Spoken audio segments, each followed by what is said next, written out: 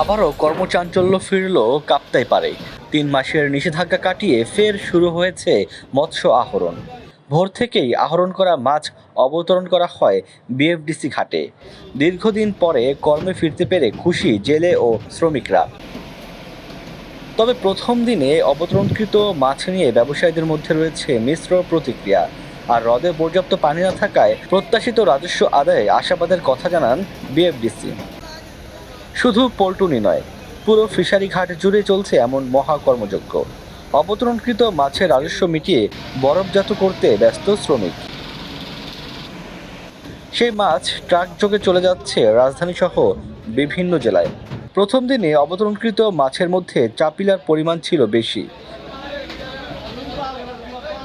কাচকি ও carp জাতীয় মাছের পরিমাণ ছিল কিছুটা কম।